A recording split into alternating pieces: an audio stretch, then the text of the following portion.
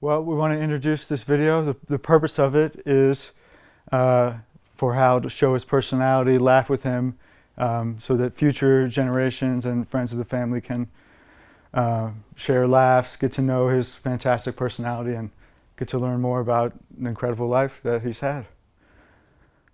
So, as per your request, Papa, let's jump into one of your passions, politics. You made it your career. Tell us about your move to DC and how you started your firm. Okay, it was 1985, and I had just managed Al Gore's successful campaign for U.S. Senate in Tennessee. I wanted to do another campaign. I loved being a campaign manager and was good at it. But I got a couple of offers. They were all for campaigns in the South, and I wanted to go national. I wanted to do a big industrial state. But while I was waiting for that offer to come through, I started picking up business doing direct mail fundraising. Because a lot of the consultants, Mississippi has an off-year election, so the consultants don't have much business during these odd-numbered years, and so they really get to know the people that they're working with. And a lot of the consultants knew I knew how to do direct mail fundraising. So I started picking up small projects.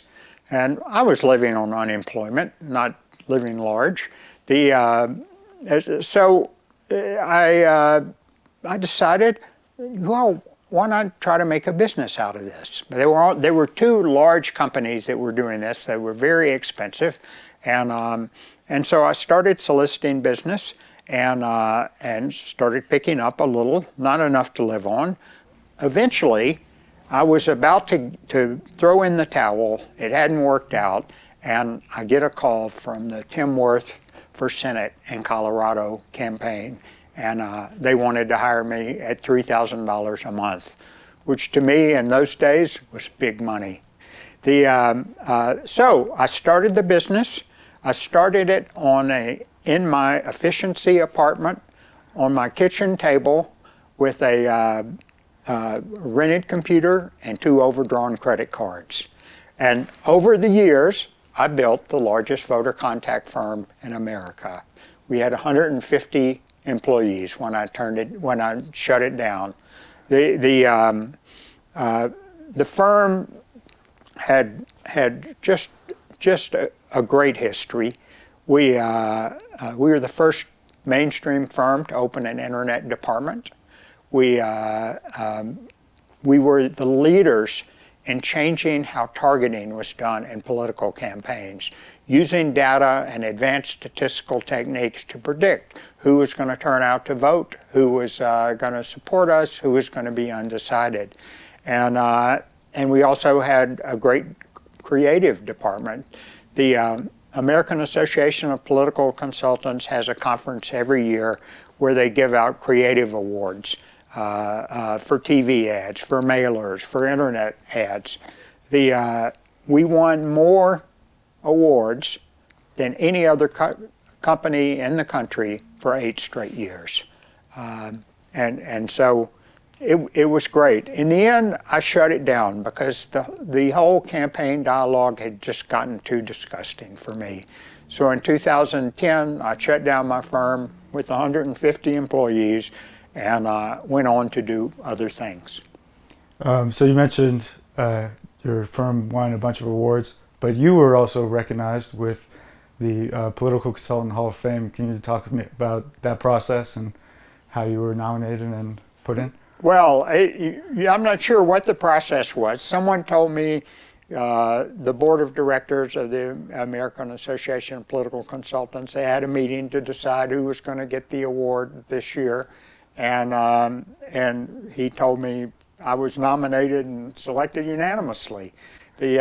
Primarily for my work in advancing the use of statistics and data to target voters in a political campaign. It was a great moment for me, and particularly because there was so much resistance to the ideas I was advancing in the beginning.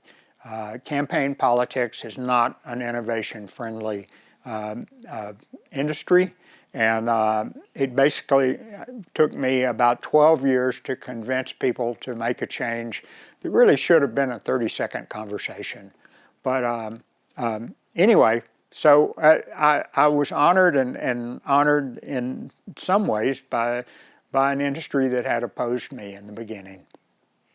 And you had some opposition, just giving you a chance to tell a funny story with working with Barack Obama. Can you walk us through that? Yeah, so I was Barack Obama's first male consultant. He was serving in the Illinois State Senate and had decided to run for Congress. And he was running for Congress against an incumbent congressman. Oh, I can't even remember his name now. But he was a preacher. He was kind of a corrupt black preacher in Chicago. And one day I get a call from the executive director of the Democratic National Committee. He says, "Hal, you need to get over here. We have to have a conversation." So I come over and he says, I've just had this congressman from Illinois in my office and he threw a tantrum because our direct mail consultant was doing work for his opponent. And you know, it was really kind of ridiculous because this guy had no pull in Congress. He was a minor figure.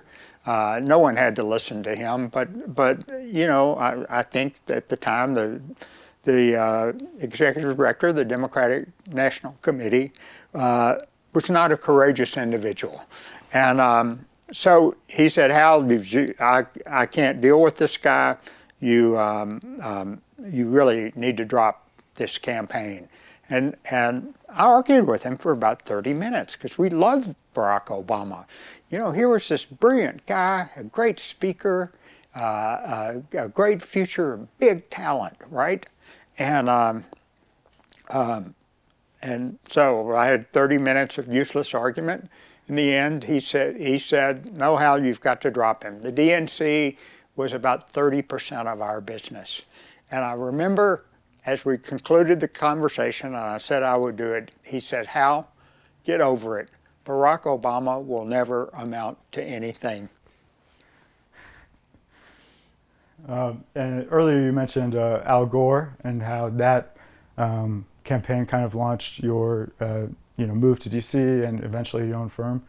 Can you talk about how you ended up getting the role of Al Gore's senatorial campaign manager? Yes. So I'd been working, I'm from Mississippi. I'd managed 3 races in Mississippi. They were all for good guys, and electing a good guy in Mississippi is a tall order. But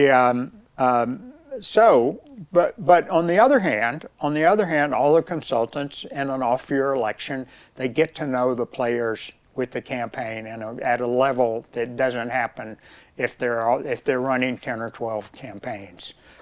So the people who were doing the television and polling for Al Gore were the same people who did the television and polling for my gubernatorial candidate in Mississippi. And they all pressed Al Gore to hire me.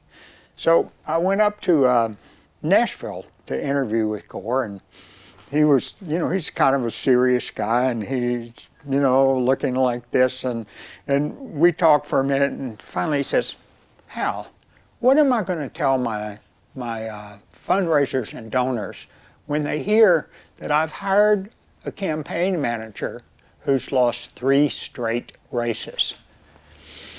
And I was expecting this question, so I said, "Congressman, everyone in Tennessee thinks you have this race wrapped up with a big red bow on top. You tell them you hired the hungriest son of a bitch in America." And he leaned back and smiled and gave me the job. So obviously politics are a huge part of your life and a huge passion from an early age. What was it like growing up in Mississippi where politics, especially in the 60s, were center stage? Well, they were center stage, but unpleasant. you know, even by the 1980s, I think Mississippi had not gotten over the fact that they had to desegregate, and you know, it was a tough political environment. Growing up, I had an interesting childhood. Both of my parents were only children of women who had married at least 4 times. I think one of them got up to 6. They were 2 brilliant people. My mother ended up teaching econometrics at the university level. My father was an engineer who got all but his PhD from Tulane and had pioneered different techniques for wastewater and sewage treatment. But they weren't good with money. My father's money would go up and down, and my mother's spending of it was constant. They were just kind of a little immature. Later on, I was the oldest of 4 kids. Later on, the joke among us was we were a family of 4 adults and 2 children. But it was fine. I did not excel in school, in high school. In fact, I graduated in the bottom third of my class in a public high school in Mississippi, which takes some work. You have to be crafty. But once I got to college, life was different, and it was all more interesting, and the people around me were more intelligent, and gradually I thrived. And you know, going back to DC and your time with the firm, with your firm, it was very successful. But one thing I always looked up to you was how you, you know, donated money and time to other groups like House of Ruth, like Lab School, like the IDA. Can you talk about that? Sure. You know, I've never been driven by money, but I made a lot of money. I had one year I made $6 million. But when I did, I set up a foundation to give it away.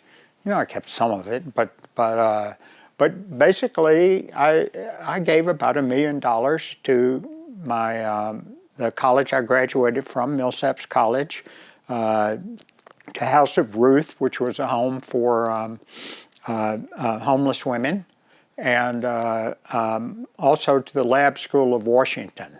You know, Alex has dyslexia, and I remember when we had him tested, and we were in the room, and the person who did the testing explained that he does have dyslexia and would have special education needs. And so I said, well, where can we send him? And she said, well, the best school is the Lab School of Washington, but I'm sure their class is all full now. And but my wife and I, we got in a car and drove to the Lab School. And at the Lab School, every year they honor people who have achieved great things but who have dyslexia. And I went into this room, and there were all these pictures of all these people who were honored. And I was looking, and I had 4 or 5 clients on the walls, but the one who I knew would help me was James Carville. Because when I wrote really extreme direct mail fundraising letters, which were usually the letters that worked the best, James Carville would always sign one. He was never embarrassed by tough rhetoric. Anyway, I went back to my office and called his office, and they said, well, he's on the West Coast today. I don't know when he can get back to you.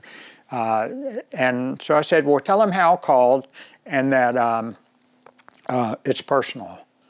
5 minutes later, James Carville calls me back, and I explained the situation, and he says, Hal, you just sit right there. Sally Smith, who was the founder of the school and head of school, she'll call you right back in 5 minutes.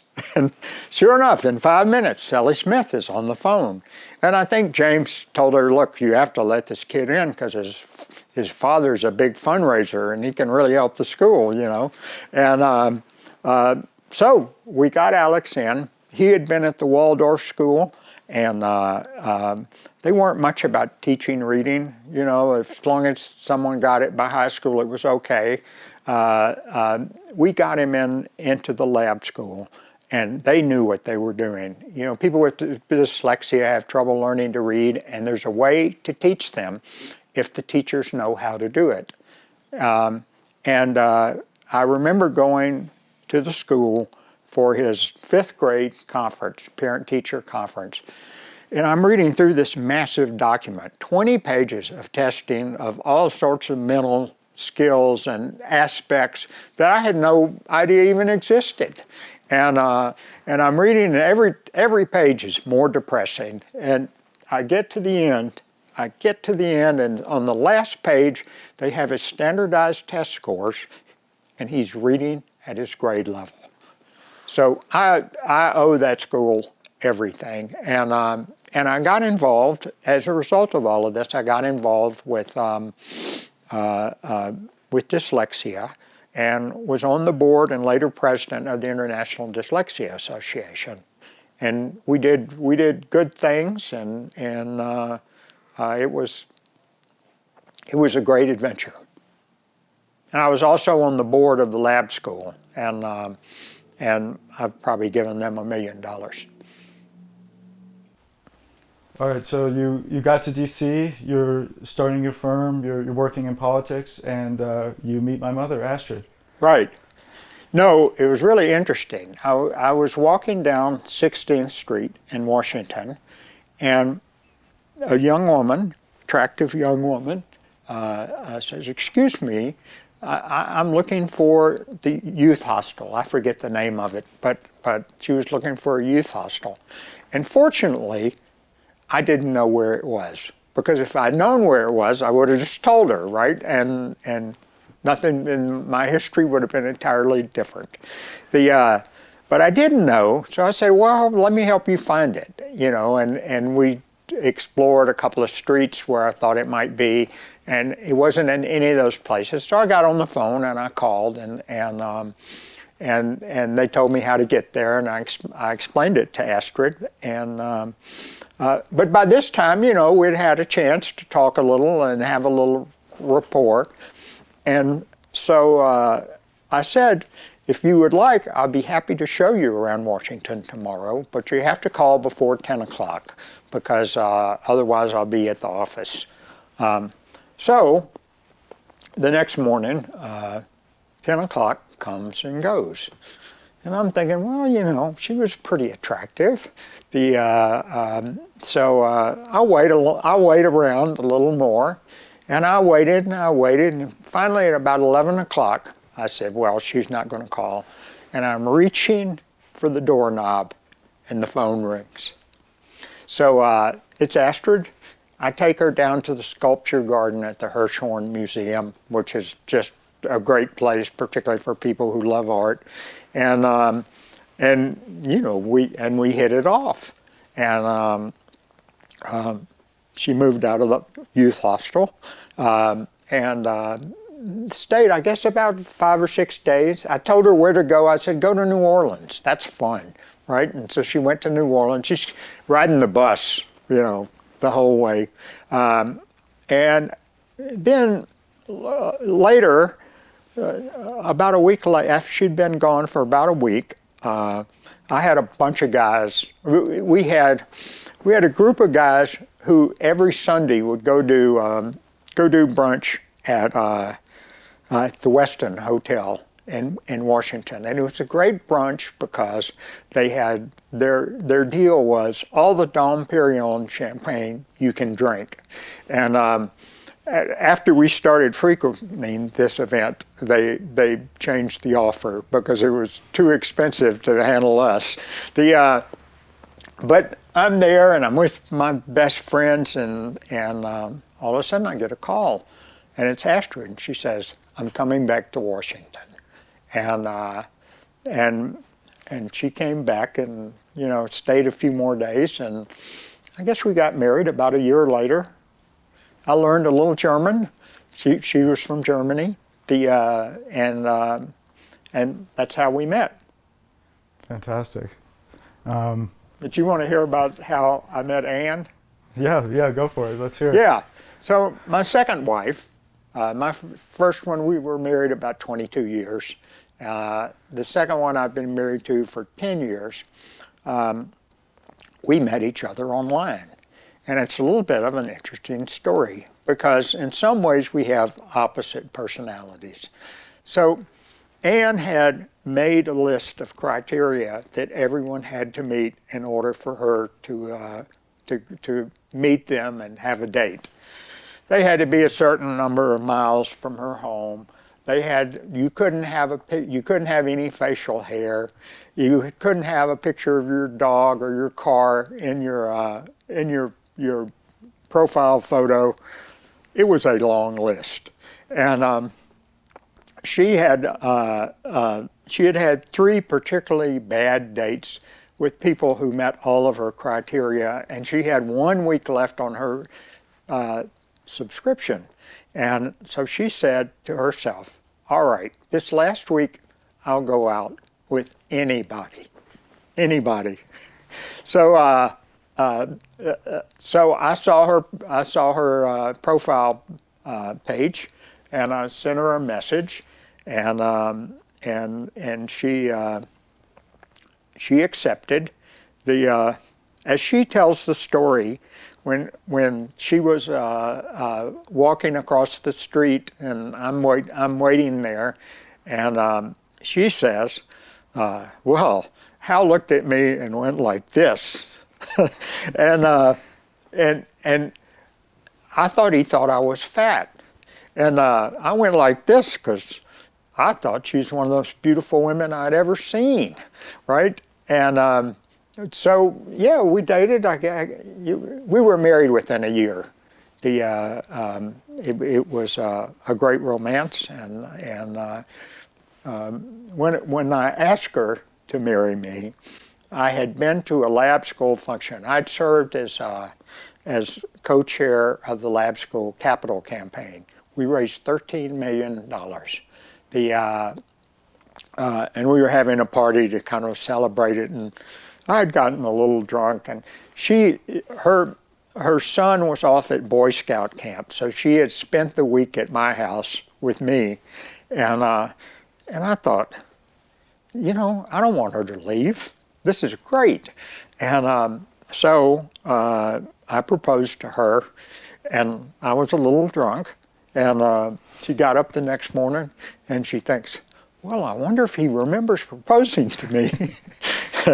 And but I did, and I texted her and told her how happy I was, and that's the story. That's the first time I heard that story. That's fantastic. So let's talk about besides running your firm and all the things you're doing. You're also written several books, including a great book that we wrote together, The Sword of Dara. That's right. I've written 6 books. The first one was about political targeting, and I had written that thinking, I'm getting nowhere going around town showing this 20-minute PowerPoint, and because everyone would go, oh, Hal, that's great, but they never recommended it to their clients. So I thought, well, I'll write a book, and maybe if only 50 people read it, but they're the right 50 people, maybe it'll cause some change. Well, I wrote the book. I sold 5,000 copies, and it was $35 a pop, and 300 pages of dense material. Anyway, but the book I wrote with Alex. So Alex had dyslexia. He was at a school that didn't teach reading, and so my wife and I, we read him a lot of books. We read him all the Harry Potters. We read him Robinson Crusoe. We read him what's the Harper book? The one with Atticus Finch. Anyway, so we read that. That was a little ambitious because I remember after we read this to Alex, I said, Alex, what part did you like best? He said, I like the part where Atticus shot the dog. But we read him great books. But he and I also had a game we played. We called it the Me-You game. And the way it worked was Alex would come up with characters and a situation, and we would take turns telling the story. And this became an obsession. We had one story lasted about 20 hours. It was about the first human beings to cross the Bering Strait and populate America. And frankly, yeah, I got so tired of the story that I started killing off the characters, and it ended that way. But that was a typical exercise that we had.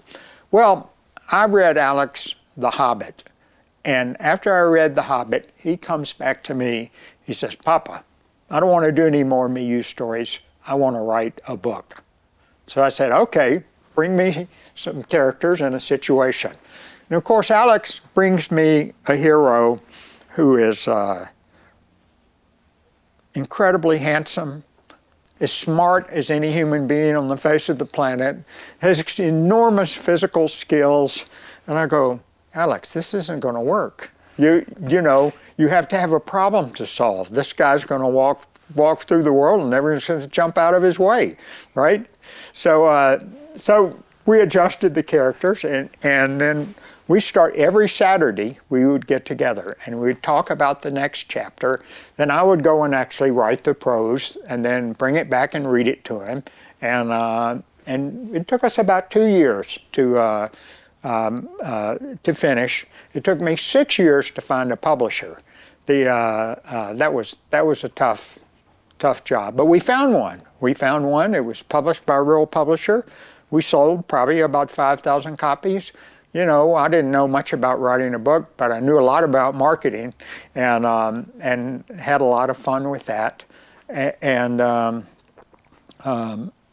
Yeah, and after that, by the time it was published, Alex was in high school. He was starting on the football team, and this whole narrative about him writing a book with his dad when he was 8 years old was a little embarrassing. Maybe a lot embarrassing. So I wrote the sequel by myself, which wasn't as good as it would have been if I'd done it with Alex. Then I wrote 2 political thrillers, and I just recently published a book called Reinventing Political Advertising that looks at all the research on how well political advertising actually works, which is not very well, and all the lessons from research, from control group experiments to measure political tactics and academic studies and a lot of other things that all point to a different direction to make it more effective. So I've basically written a book to tell all the professionals who are doing political advertising that they're all doing it wrong, and here's how you do it right. And so that just came out a couple of weeks ago. Yeah, and those Me-You stories started with Funzy Days, where we would spend every Saturday together, going to museums, going on hikes. How did you come up with Funzy Days, and maybe what were some of your favorite Funzy Day memories? Well, you know, if you want to make something happen, you have to have discipline and regularity. So I had a big business. I had all these employees. I would get to the office at 5 in the morning and work long hours. But I love my son, and I wanted to always make time for him. So we started what we called Funzy Day, which was every Saturday morning he and I would go somewhere and do something. And Washington is a great city for that. You know, we have probably 15, 20 museums, and they're all great. You can go rafting, whitewater rafting on the Shenandoah River. You have what were some of our the Natural History Museum. They would have these great IMAX films. We probably went there 50 times. Absolutely. Right? So we did that, and every day when Funzy Day was over, we would go back to the same pizza place to eat pizza. And you parked in the back of this place, so you went in the back. We would go in the back door, and the people in the kitchen, or who were fixing the pizza, they knew us by heart. They knew exactly what we were going to order, and so we'd walk in, and someone would shout the 2 pizzas that we wanted without our saying anything. Then we'd go sit down and eat them.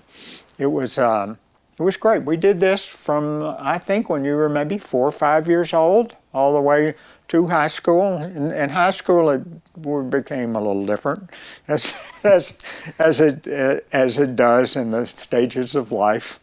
We also, my wife Astrid, she taught at Georgetown. She taught German at Georgetown, and she always had a different spring break than Alex.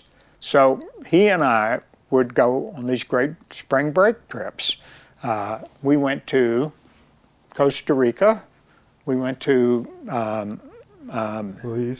Belize. Yeah. What Nicaragua. What? Nicaragua? Nicaragua, yeah. Baja. We went to Baja. We went to Bariloche in Argentina once. It was, we had the Belize trip was the best. It was we rappelled to the bottom of a 300-foot sinkhole. And I have to say, I'm the first one off, and you're kind of backing up, and there's the cliff, and I'm scared shitless. But once you start down, it's great, because you have control. And anyway, we did that. We did a hike into about a half mile into a cave where they had this big cavern where the Mayans did their human sacrifices. And we had a day of horseback riding. We had a lot of horseback riding vacations, but in Belize, we were sitting outside the stable, and they bring out these horses, and they're stallions. They're like thoroughbreds, and I'll never forget. We're galloping through the forest. And Alex, who is usually very timid about, where he's holding his hands and how he's riding, and so he doesn't fall off, he's got one hand on the reins and the other with his hat, waving it back and forth, because the ride was so smooth. You're on a quarter horse and you're like this. You're on a thoroughbred, you're like this. It was great. And another passion that we've shared together, another catalyst of many great trips has been the Green Bay Packers. How did you become a Packers fan? Well, my father was born in Green Bay. His father was a politician in Green Bay. He served in the House of Delegates in Wisconsin, or the Assembly, and he was running for Congress when he died in his early 30s. He had broken his hip when he was 4 years old. They had no x-rays back then. They didn't know what to do. But a piece of tissue or something from that injury broke loose, went into his heart, and killed him suddenly. The guy who took his place won. But anyway, so his parents had made a lot of money fishing. I don't know how you make a lot of money fishing, but they did. So they would spend their summers on the Mississippi Gulf Coast, and I would spend their winters on the Mississippi Gulf Coast. And he met and married a girl from Biloxi, Mississippi, and so she moved back to Mississippi after her husband died, and. But when we were raised in our household, there was God, country, and the Packers, and not in that order. And I had the great fortune of starting to watch pro football just as Vince Lombardi arrived at Green Bay, and managed to get through my entire childhood and adolescence without ever having to watch my team lose a playoff game. It was, what more could you ask for? Yeah, so when I was in law school, I remember that I thought, maybe one day, somehow, some way, I could get a ticket to go see a Packer game at Lambeau Field. Well, then the internet arrived, right? You just go on the internet and buy the ticket. So I took my father in the 90s, I took him every year to Green Bay to watch a game. It was like one of the biggest things he ever had in his life, because while he had grown up to the age of 10 in Green Bay, he really hadn't been back since then. And it was one of the biggest moments of his life to go there and to see a game. So through the 90s, I took him every year.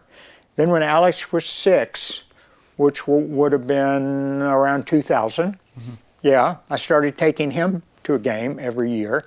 And then I'm sitting with a friend of mine, and I'm saying, it's kind of sad. My father passed away. I can't do a Green Bay trip. And he says, well, I'll go with you. And we ended up having 4 guys go, and that was in the year 2001. And every year since then, except the pandemic year, we've had a trip, and the trip has grown to like 14 people. And who at age 70 does that? What guys do that? And we have one coming up Next weekend. Next weekend. It'll be our 22nd trip. And we don't go to Green Bay. Green Bay is kind of a small town. We go to Milwaukee, and we go down the river at Milwaukee at all these great bars that they have, and then we eat dinner at the Kerper's 5 o'clock Club, which is just a classic steakhouse, and then we get a limo and go up to Green Bay. But yes, and how can you not like the Packers? They are the only team without an owner. They have 600,000 owners, people who have bought shares of stock. They're in a town of barely 100,000 people. The next smallest city is like 800,000. And they've won more championships than any team in the league. So anyway, it's a nice team to be for. And when you go on what happens with Green Bay Packers is, if you live in Wisconsin and you move somewhere else, you say you move to Los Angeles, you don't become a Rams fan. You're still a Packers fan. Whereas if you live in Washington, D.C., and you move to Los Angeles, you become a Rams fan, right? We've done some out-of-town trips. Not every trip is to Green Bay. We've been to Nashville. We went to Kansas City a few years ago. You're in the airport, and it's Packer fans everywhere. And you go to the game, and 20, 30, 40% sometimes of the fans are in green and gold. And when we went to Nashville, there were more people wearing green and gold than there were wearing blue. And Nashville is 1,000 miles from Green Bay. It's a great experience. So Papa, one of the things we wanted to talk about was some of your favorite memories of being a father. Do you want to touch on that? Yeah, I have so many great memories of being a father, and the best memories were going to your football games. Now, you have to understand, Alex, when he was young, he had coordination issues. We paid for 10 years of occupational therapy. He had no interest in sports, but a friend of his was playing in a 7th grade league, and he invited Alex to come play and be on the team, which Alex did. And there was something about his playing on that team that was special. And what it was is, the team was terrible. They won one game, the very last game of the year. when they finally took the coach's son off the out of the backfield and let someone else run it. But they lost every game. The other players on the team, you know, they didn't care. They were, you know, we lost. They're all happy. Alex would go over to the hill on the side of the stands and cry. And he was so committed. So he came to love playing football. The next year he grew 50 pounds and played in the Unlimited Weight League, and had a good year there, and later started for 3 years for St. John's, which is in the Catholic League, which is one of the top leagues in the country. They have teams that will sometimes put 6 or 7 of their players into Division I programs. But Alex, he was never, even after he gained 50 pounds, he gained almost nothing after that, and he was never so big, but he made himself into a player because he lived in the weight room. I remember his senior year in high school, they have a bench press that they use it at the NFL Combine. How many times can you press 225 pounds? The year Alex graduated, the top center, which was his position, did it 19 times. Alex did it 27. So he did not have the ideal size, but made himself into a player. And then he went to Europe. After he graduated from Denison, where he played football, he went to Europe. His mother, in these European leagues, they have a rule. You can only have 2 Americans on your team because they want to promote the game among people who actually live in the country. And but Alex got a waiver because his mother is German. He went down to the German embassy, got his European citizenship, and he could play anywhere and not count against the quota, because no one would use their 2-player quota to take a center. Anyway, he played for 4 years in Europe. I saw almost all of his college games. I went to Finland and watched him play there. I went to Nice and watched him play there. And I went to his last year, he played on a team that was a contender for the European Championship. And I watched him play there. And this was really, probably in my whole adulthood, the most exciting experience was watching him grow and play and turn himself against all the odds into a first-class football player. Awesome. Appreciate that. I'm glad you could see me play, especially in Europe. I know I was always so excited we could come out, and when I knew you were coming to a certain game, it made it so much more special.